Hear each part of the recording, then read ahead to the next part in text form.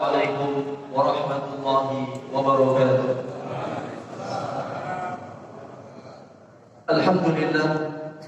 Alhamdulillahi rabbil alamin. Wassalatu wassalamu ala asyrafil anbiya'i wal mursalin Sayyidina wa maulana Muhammadin wa ala alihi wa ashabihi wa man sara ala nahji ila yaumiddin. Qala Allah Ta'ala fi kitabihil karim wa huwa asdaqul qailin, a'udzu billahi minasy syaithanir rajim. Ya ayyuhalladzina amanu taqullaha haqqa tuqatih wa la tamutunna illa wa antum muslimun. Wa qala ta'ala aidan ya ayyuhalladzina amanu taqullaha wa qulu qawlan sadida yuslih lakum a'malakum wa yaghfir lakum dhunubakum. Wa may yuti'illaha wa rasulahu faqad faza fawzan 'azima. Amma ba'd.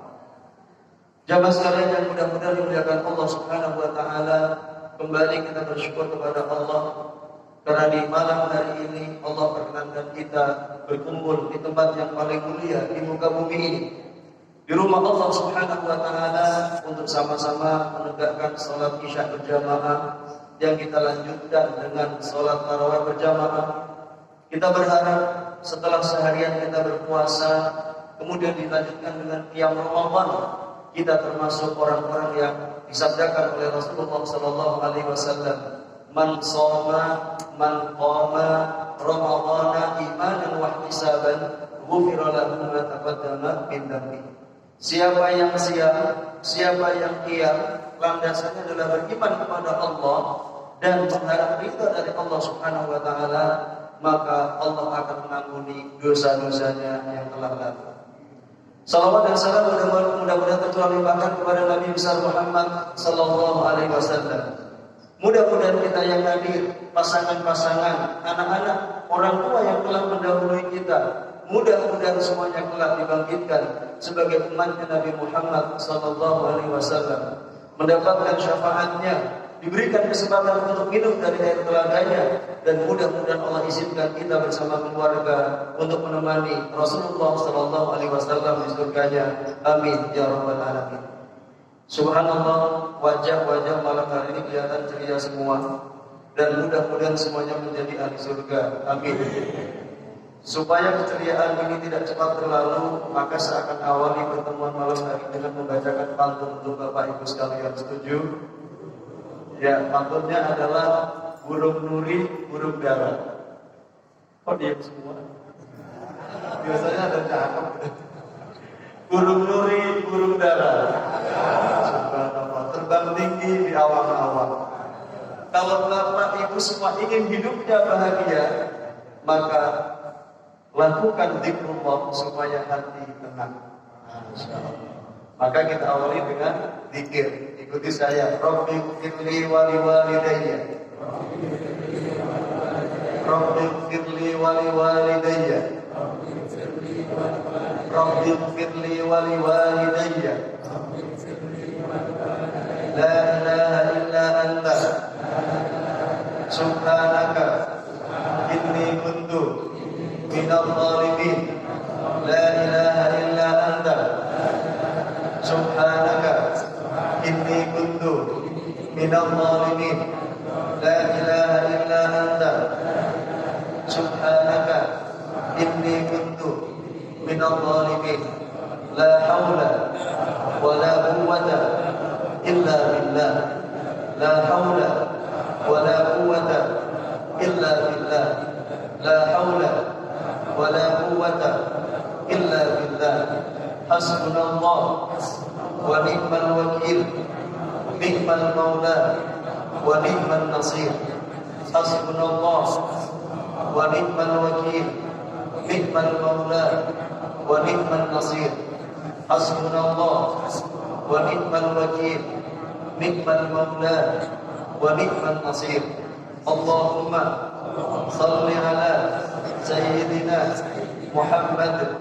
Allahumma salli ala sayyidina Muhammad. Allahumma salli ala sayyidina Muhammad.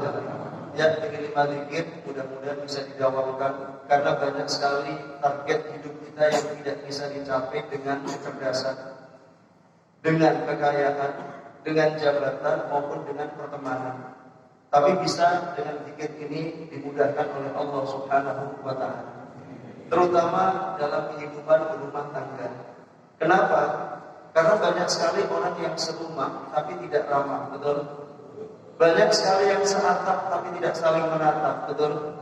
Dan banyak sekali yang seranjang tapi hilang rasa sayang, betul? Tolong jangan dihafal dan jangan ganti status ini. Ya, cukup ini kita saja yang tahu. Karena kita akan membahas tentang kepemimpinan. Pemimpin itu berat. Kullukum ra'in, setiap kalian adalah pemimpin. Wa kullukum mas'ulun an ra'iyatihi.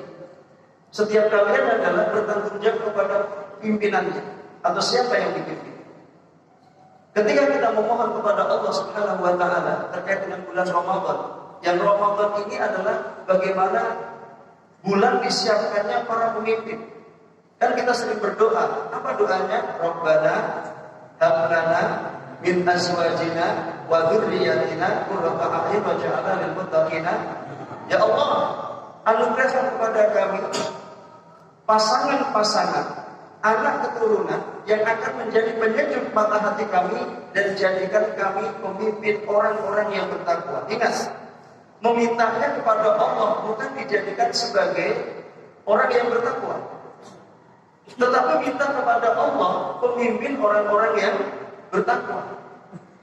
Dalam realitas keluarga, ketika seorang pasangan adalah pasangan yang bertakwa, ketika anak adalah anak yang bertakwa, ketika mantu adalah mantu yang bertakwa, ketika cucu adalah cucu yang bertakwa, dan bapak sebagai kepalanya, sebagai pimpinannya, subhanallah, bapak akan merasakan kedamaian yang sangat luar biasa. Semua problem di rumah, begitu masuk ke dalam rumah, semuanya hilang.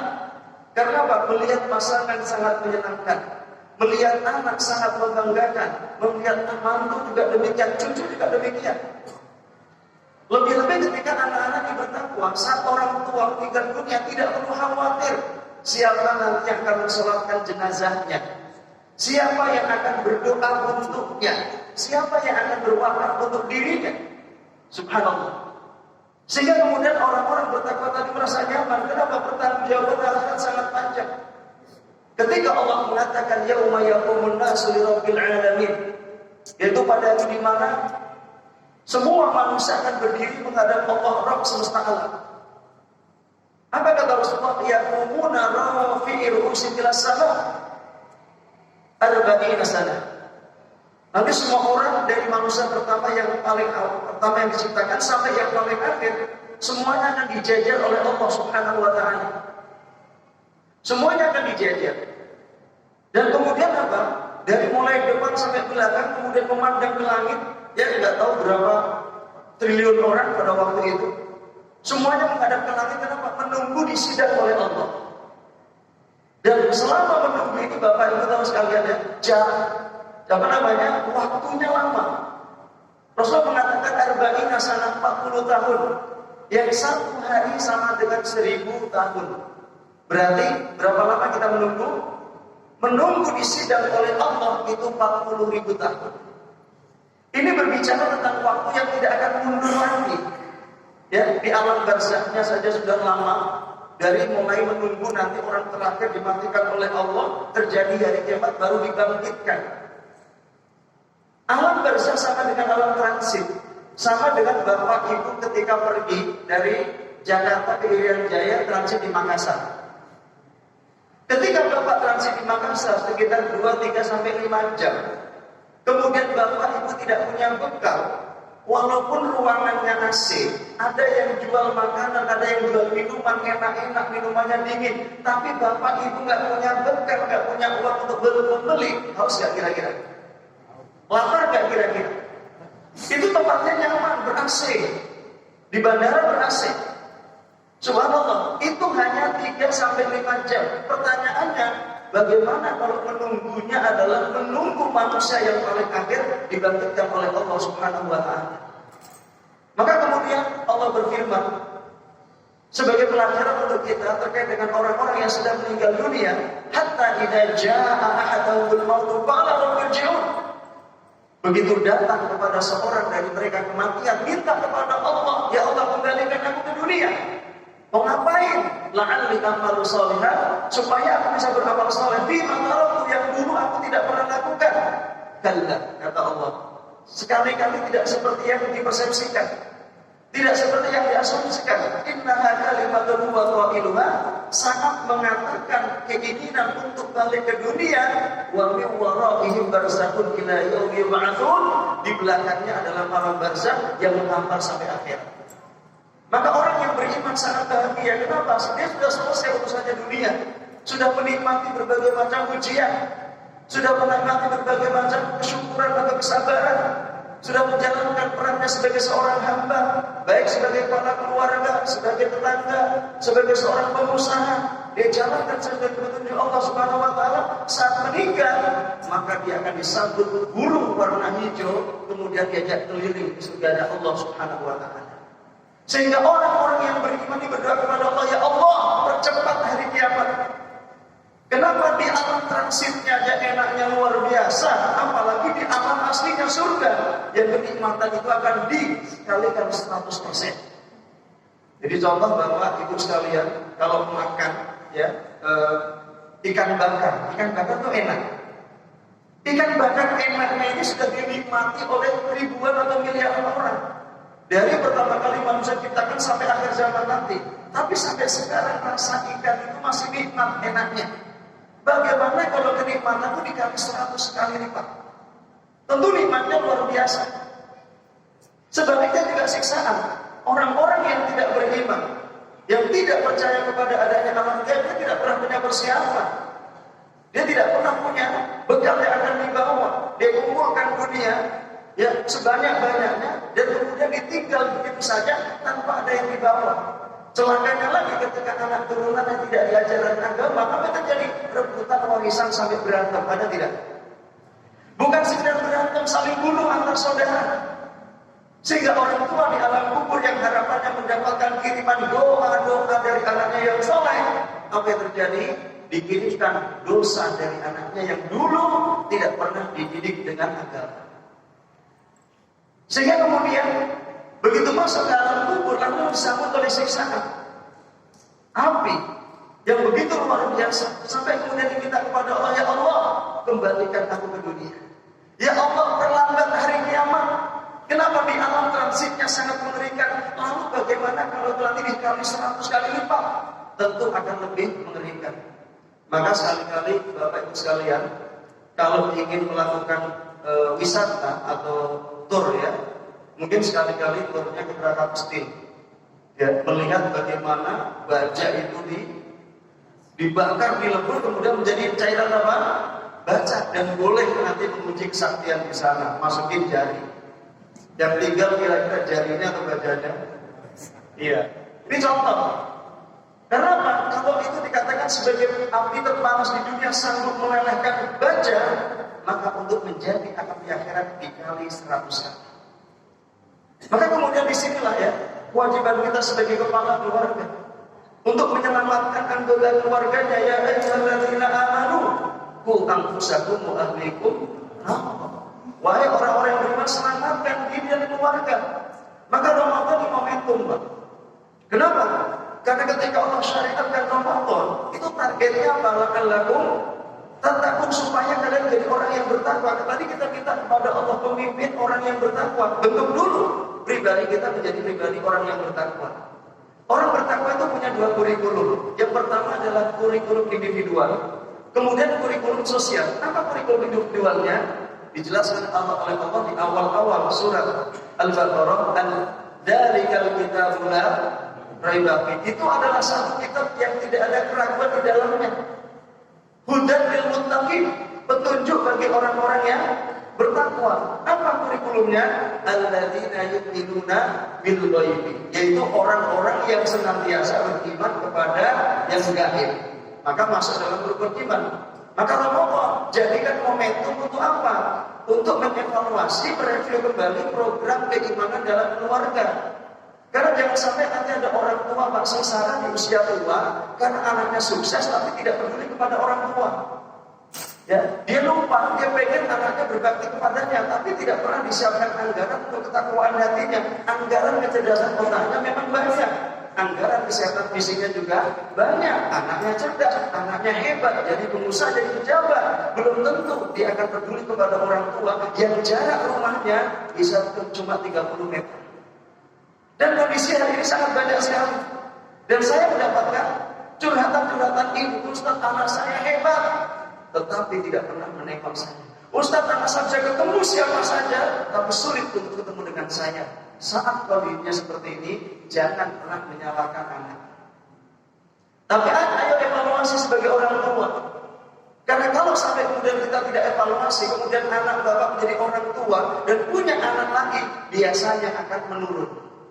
Biasanya akan dijiplak oleh keturunannya. Maka solusinya adalah apa? Bertobat kepada Allah Subhanahu wa taala. Yuk, tata rukun iman kita. Iman kepada Allah, iman kepada malaikatnya, iman kepada kitabnya, rasulnya, hari kiamat, qada dan qadar. Karena kalau tidak, ya tadi, anak-anak walaupun dicerdaskan, walaupun disehatkan, tapi tidak disolehkan, maka sangat mungkin anak ini tidak peduli kepada orang terdekatnya, yaitu orang tua. Yang kedua adalah wa yuqimuna shalah, dan juga menegakkan sholat, bukan melakukan. Karena kalau dilakukan yang penting selesai. Tapi kalau ditegakkan, maka diperhatikan yang pertama rukunnya, yang kedua syarat sahnya, yang ketiga adalah sunnahnya, yang keempat adalah adabnya, yang kelima adalah pembatalnya. Maka kemudian setelah kita ayo pahami Ramadan ini berapa persen dari bacaan sholat kita yang belum paham. Karena sholat yang benar itu akan mencegah pelakunya dari perbuatan keji dan mungkar. Jangan sampai kemudian punya anak berburuk sangka kepada orang tua. Jangan sampai ada orang tua berburuk sangka kepada anak. Jangan sampai ada suami berburuk sangka kepada istri. Jangan sampai ada istri berburuk sangka kepada suami. Ini yang saya katakan tadi, serumah tidak lama, seantap tidak saling menatap, seranjang tapi hilang rasa sayang. Karena bisa jadi sebabnya adalah sholat yang bermasalah. Kenapa? Anak yang dikhususkan bahasa Inggris 3 bulan bisa ngomong dengan orang Inggris dengan bahasa Inggris, tetapi sampai S1 belum bisa menerjemahkan terjemah sholatnya. Apa yang terjadi? Saat dia sholat, lisannya membaca, otaknya berkelana, hatinya pergi tamasya. Gak usah dihafal ya. Gak usah dihafal. Sampai di mana ujungnya? Sujud sahwi karena lupa rakaatnya. Betul. Nah idealnya sujud sahwi itu berapa setahun sekali? Ini hampir tiap hari sujud. Makanya saya sarankan kepada para bapak atau suami-suami yang sudah akil balik, saya sarankan sholatnya di masjid. Suami yang sudah akil balik, yang belum gak apa-apa di rumah aja. Kenapa? Karena kalau kita di masjid, ya kekurangan kita di-cover oleh imam. Kalau kita sholat sendiri sempurna, pahalanya hanya 1, bahkan bisa kurang. Tapi kalau kita berjamaah, subhanallah, bisa jadi pahala kita kalau sempurna 25 atau 27, kalau kurang ya 20, atau 19, 15, mungkin juga 10, tapi masih penting. Subhanallah. Nah ini pentingnya sholat jamaah, karena apa? Untuk mengcover kekurangan kita.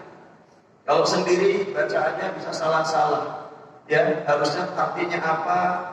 Dibaca salah, akhirnya artinya salah. Contoh, amma yatasaalun, dibaca amma yatasaalun, harusnya tentang apa mereka bertanya-tanya, karena hamzahnya diganti ain, tentang apa mereka batuk-batuk. Beda enggak? Ini pentingnya berjamaah, subhanallah, ya. Kemudian yang ketiga, wa mimma razaqnahum yunfiqun, ya. Orang bertakwa ini punya kepedulian yang sangat dahsyat, selalu memberi istimewa, bukan sisa. Maka diistilahkan dengan infak dan nafkah, bukan sedekah. Bukan sedekah. Kenapa? Karena kalau sedekah itu bisa diganti, bahkan bisa minta maaf, Pak. Bapak ketemu di lampu merah ada pengemis, Bapak nyari angka 2000 di dompet Bapak, yang ada 5000 ke atas. Bapak akhirnya nyari yang 2000, gak ada, udah tahu gak ada, masih dicari. Ya masih dicari. Habis itu terakhir apa? Minta apa? Maaf karena nggak ada uang, kecil. Dan bahkan sedekah itu bisa diganti dengan apa? Senyum. Karena pas senyum kepada saudaramu adalah sedekah. Subhanallah, uangnya tetap utuh, tapi senyumnya dengan apa? Sedekahnya dengan senyum. Dan sekarang coba ibu-ibu ditanya, ibu-ibu mana ketika suami pulang yang ibu pilih? Suami pulang bawa uang atau bawa senyum?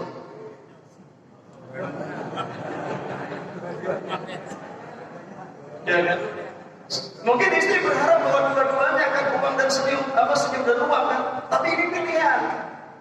Ya kan? Istri lagi lapar, mama nggak punya uang cukup senyum dari papa. Sedih sekali kan gitu. Lebih baik tidak mendapatkan senyum tapi dapat uang. Karena kalau dapat uang bisa beli paket, bisa update status kan. Subhanallah.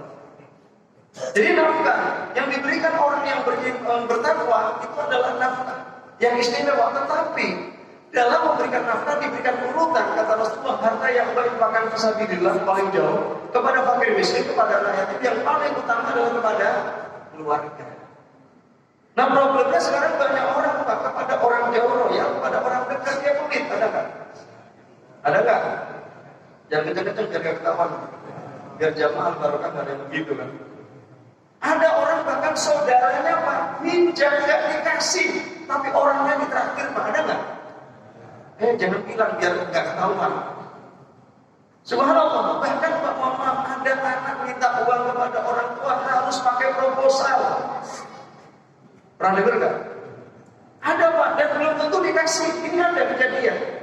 Sehingga begitu anaknya bisa keluar dari rumah, bisa kerja itu bangganya luar biasa. Kenapa? Nggak perlu pakai proposal lagi kepada orang tua. Padahal orang tuanya itu rumahnya besar sekali, bapak salam di depan nggak mungkin kedengaran di dapurnya. Saking besar. Tapi begitulah kondisi. Itu kepada keluarga. Maka harta yang paling istimewa diutamakan untuk keluarga terdekat. Ini adalah kurikulum ya orang yang bertakwa secara individu. Ada kurikulum sosialnya. Apa di antaranya? Yang pertama adalah alladzina yunfiquna fis-sarra'i wad-dharra, yaitu orang yang senang memberikan yang istimewa bukan sisa di segala suasana. Tentu yang istimewa setiap orang itu beda. Kalau orang yang punyanya kurma dalam bahasa Arab, tamar, maka Rasulullah mengatakan ittaqun nara walau bisyikit tamr. Takutlah kalian dimasukkan ke dalam neraka walaupun hanya dengan setengah kurma. Artinya kalau bapak punya kurma tinggal satu, setengahnya diinfakkan sebagai bukti keimanan, setengahnya dimakan untuk kebutuhan jasmani kita. Jasmani dan rohani terpenuhi semuanya. Kalau nggak punya kurma gimana Ustaz? Boleh bala-bala. Ya, setengah bala-bala. Mau berbuka subhanallah, dapat pahala orang yang berpuasa. Ya, yang dikasih karena yang istimewa cuma itu. Kalau punyanya sebelah juga boleh, sebelah nggak ada masalah. Apalagi cireng. Wah, subhanallah dapat kita cireng. Ya. Sekarang tapi cireng sudah modif Pak. Ya, cirengnya macam-macam isinya sekarang kan. Subhanallah.